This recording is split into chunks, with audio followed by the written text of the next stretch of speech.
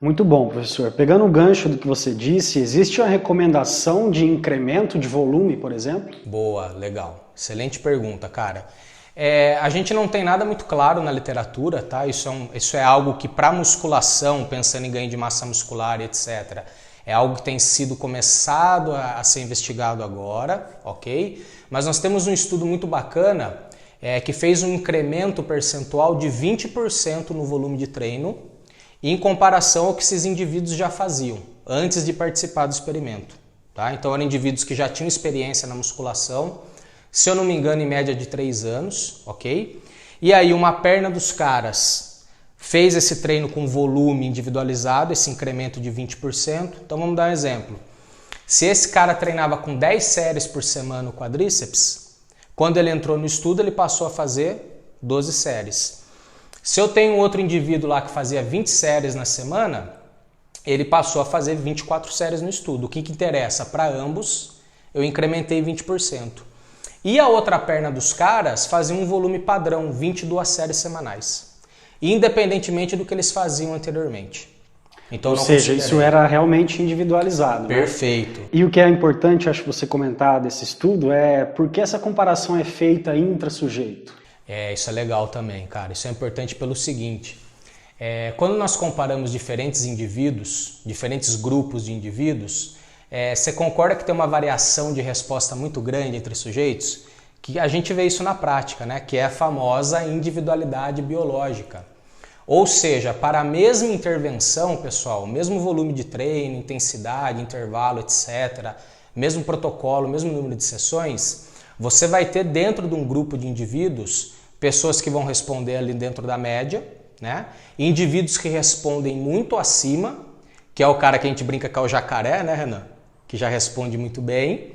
E você vai ter o cara que vai responder abaixo da média ou não vai ter ganhos, ou pode ser que naquele período ele ainda tenha diminuição da massa muscular, né? Que a gente brinca que são as lagartixas, né? Tem um jargão na nossa área que é quem nasceu para lagartixa nunca vai ser jacaré, no máximo chega a ser um calanguinho. E isso realmente existe, que é a tal da individualidade biológica, ok?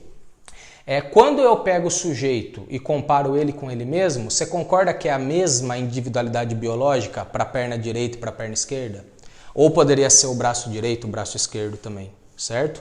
Quando eu faço esse tipo de estudo, esse tipo de metodologia, independentemente da genética que o cara tenha, se ele tem mais ou menos facilidade de ganhar massa muscular, por exemplo, essa facilidade é a mesma para as duas pernas. Então eu estou comparando o sujeito com ele mesmo, perna direita e perna esquerda. Ou seja, essa questão da genética e da resposta individual ela não vai influenciar. Okay? Isso é importante ficar claro também, até para a gente entender a relevância, né, do estudo desse tipo. Com certeza. Continuando sobre esse trabalho. Então eles compararam duas pernas. E aí o que é o mais legal desse estudo, Renan? Os caras treinaram lá por 12 semanas e as duas pernas tiveram hipertrofia, tá? Tanto a perna que teve o volume incrementado de maneira individualizada, 20%, quanto a outra perna que teve um volume lá fixo em 22 séries e não levou em consideração o histórico dos caras. As duas hipertrofiaram, mas olha que interessante. Quando você compara uma perna com a outra, a perna que teve um incremento individualizado em 20% teve uma hipertrofia que foi 2 vezes maior. Na média do grupo, você teve uma hipertrofia que foi de 10% e na outra perna uma hipertrofia que foi na casa ali dos 5%. E aí sabe o que é o mais legal de tudo? Das 16 pernas que treinaram com esse volume fixo de 22 séries, 8 delas tiveram um incremento de volume em comparação com o que os caras já faziam, que foi de 30% a 120%. Ou seja, o que esse trabalho mostra para nós que é muito bacana? Que muitas vezes não adianta você querer dobrar, triplicar o volume de uma semana para outra, achando que isso vai gerar mais ganho, né?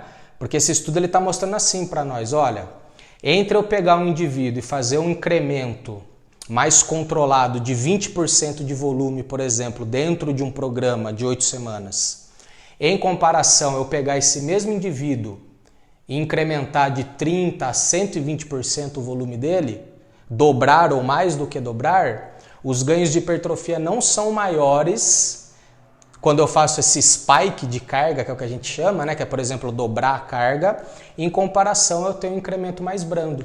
Neste estudo foi 20%.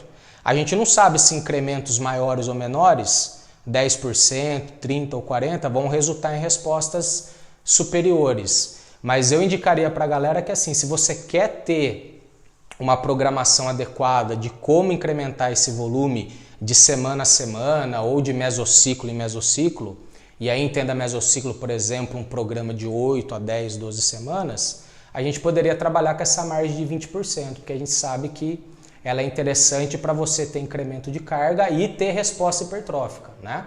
E o mais legal, nesse trabalho foram indivíduos treinados. Então assim, eu consegui gerar hipertrofia até no cara que teoricamente já está estagnado, né?